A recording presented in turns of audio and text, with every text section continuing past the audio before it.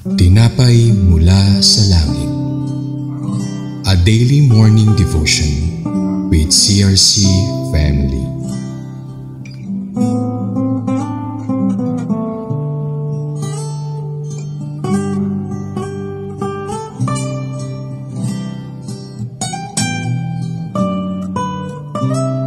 Isang mapagpalang umaga po sa ating lahat. Ako po ay si Sister Josie Nogoy ng CRC Antipolo Daughter Church. Samahan niyo po kami sa ating programang Tinapay mula sa Langit, ang ating pang-araw-araw na debosyon sa salita ng Diyos. Ngayong umaga po ay ating matutunghayan ang salita ng Panginoong Diyos sa Leviticus chapter 26 verses 43 to 45 na may pamagat po na The Unbreakable Nature of God's Covenant with Israel. Ngunit bago po tayo magpatuloy, tayo po muna'y manalangin. Dakilang Diyos amang makapangyarihan, maraming salamat po sa umagang ito na kami po ay muling nagkatipon ng aking mga kapatid upang mag-aral ng iyong salita. Dalangin po namin ang iyong gabay at patnubay sa aming lahat sa umagang ito, sa gawaing ito, Panginoon, na aming pag-aaralan ang iyong salita. Maraming salamat po sa pangalan ng Panginoong Jesus. Amen. Atin pong tunghayan ang mga salita ng Diyos sa Leviticus chapter 26 verses 43 to 45 at may titulo nga pong The Unbreakable Nature of God's Covenant with Israel. Hinango ko po sa Magandang Balita Biblia ang kanyang version. Ang sabi po sa verse 43, subalit paaalisin ko muna sila roon, sa gayon makakapagpahinga ng lubusan ang lupain at madarama naman nila ang bagsik ng parusang ipapato ko dahil sa pagsuway nila sa aking mga tuntunin at kautusan. Verse 44, gayon man, hindi ko sila lubos na pababayaan sa lupain ng kanilang mga kaaway. Baka kung puksain ko'y mawala ng kabulahan ang kasunduang ginawa ko sa kanila. Ako si Yahweh na kanilang Diyos. At verse 45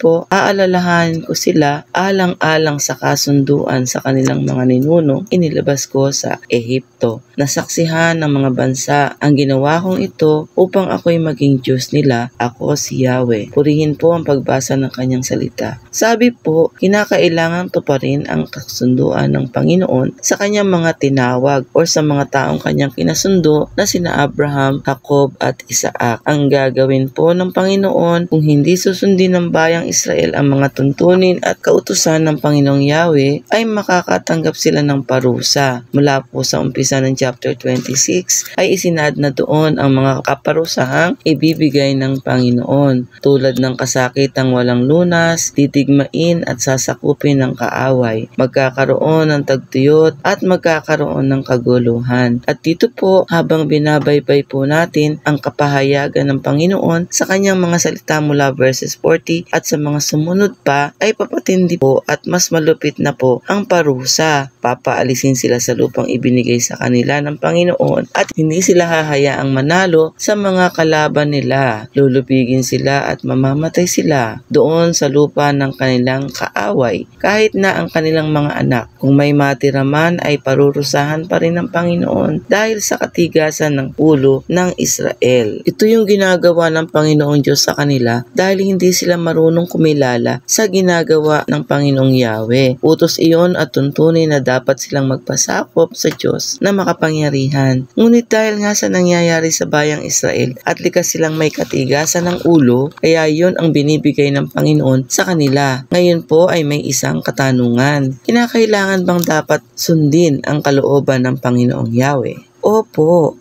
Bakit? Ano ba ang magiging benepisyo ng pagsunod sa Panginoon? Mayroon pong pagpapala sa pagsunod sa Panginoon. Una po, yung kasunduan ng Diyos sa kanyang mga lingkod kay Abraham, Isaac at Jacob ay hindi pa rin iyon napuputol. Yun pa rin yung pangako kahit na naging matigas ang ulo ng bayang Israel. Hindi nalilimutan ng Diyos yung pangako niya sa unang tinawag niyang na si Abraham hanggang sa mga sumunod na anak ni Abraham, kahit pa nga sa mga angkan niya. Yun yung pangako na hindi naputol sa Panginoong Diyos kahit na nagkaroon ng maraming supling si Abraham at naging isang bayan at isang bansa. Naging matigas ang ulo ng bayang ito, ngunit hindi pa rin naputol doon ang pangako pangako ng Diyos sa kanila. Tutuparin at tutuparin ng Diyos iyon sa kanila. Doon nga po sa sumunod na verse, sa 46 po ay di gagawin ng Diyos na hindi tuparin ang kanyang pangako para maipakita sa bayang Israel at sa buong bansa na nakapaligid doon na ang Diyos na si Yahweh ay tunay na makapangyarihan. Tutuparin niya yung kasunduang iyon sa mga ninuno noong unang panahon, noong inilabas sila sa Ehipto, para maipakita na yung bansa ay makapangyarihan dahil sa Panginoong Yahweh. Pangalawa po, kung bakit kailangan ng pagsunod ay dahil magkakaroon ng maayos na pamumuhay ang bayang Israel. Magkakaroon ng pagkilala ang mga bansang nakapaligid dito na sila ay sagana sa lahat ng bagay, sa pagkain na hindi sila magugutuman, at higit sa lahat ay kaligtasan doon sa lahat nilang kalaban. Yun yung kasunduang ibinigay ng Panginoon sa kanila sa bayang Israel kung bakit kailangan nilang sundin ang kanyang kalooban. Sabi nga po sa Deuteronomy 7 verses 8 to 11, pinili niya kayo dahil sa pag-ibig niya sa inyo at sa kanyang pangako sa inyong mga ninuno. Ito rin ang dahilan kaya niya kayo iniligtas sa kamay ng Faraon sa pamamagitan ng kanyang kapangyarihan. Verse 9, kaya't pakatandaan ninyong si Yahweh na inyong Diyos ay Diyos at siya ay Diyos na hindi marunong sumira sa pangako. Tapat siya sa lahat ng umiibig sa kanya at sumusunod sa kanyang mga tuntunin. Ipinadarama niya ang kanyang pagmamahal hanggang sa 1,000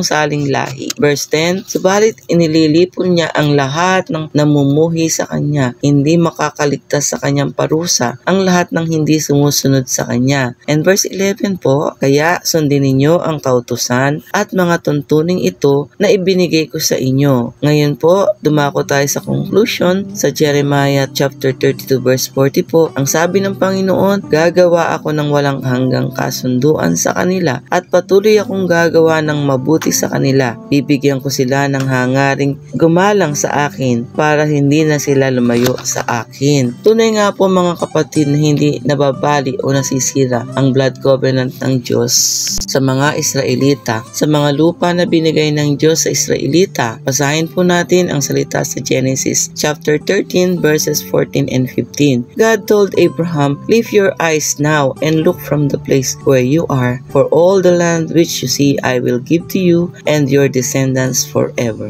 And Genesis chapter 15 verse 18 states, on the same day the Lord made a covenant with Abram, great river, the river Euphrates. Ang prophecy sa Old Testament ay nangyayari na ngayon, lalo na sa ginawa ng mga Palestinong mga Hamas na maraming napatay noong October 7, 2023. Muli, nais ang kinin ng mga Palestino ang lupain sa Gaza. Sinabi na po ito noon pa man na ito ay lupain ng mga Israelita. Sa atin pong pagtatapos, ito ay paalala sa atin ng Panginoong Hesus na maging tapat sa Kanya kahit na anong mangyayari ay hindi niya tayo iiwan o pababayaan. Si Hesus ang ating kaligtasan, sa Kanya may kapayapaan. Sa pagdating ng Panginoong Hesus upang tayo ay makasama niya sa langit at ito ang pangako niya sa atin, kung saan siya naroon ay andoon din tayo sa langit. Tayo po'y manalangin. Aming Diyos amang tunay na makapangyarihan, muli po kami nagpapasalamat na kami po ay napagpala ng iyong mga salita. Tunay nga po na ikaw po ang Diyos na tapat sa iyong mga pangako. Salamat po sa iyong pagmamahal, sa iyong pag-ibig na walang kasindalisay, at sa iyo pong katapatan sa aming lahat na iyong mga anak. Amin pong dalangin na patuloy mo po kaming gabayan at patnubayan ng iyong banal na Espiritu, at tulungan mo po kami na mamuhay na sumusunod sa iyong kalooban. Muli po Panginoon, ang aming pasasalamat at ibinabalik po namin ang lahat ng kapurihan at kaluwalhatian sa iyong makapangyarihang pangalan, sa tanging ngalan ng aming Panginoong Hesus. Amen at amen po. Maraming salamat po sa inyong pakikinig, at nawa po ay maibahagi natin ang ating pang-araw-araw na debosyon, tinapay mula sa langit sa atin pong mga pamilya, mga kaibigan, kamag-anak, at pwede rin po natin i-share sa social media upang marami pa po ang makapakinig at mapagpala ng mga salita ng Diyos. Muli po, isang mapagpalang umaga po sa ating lahat.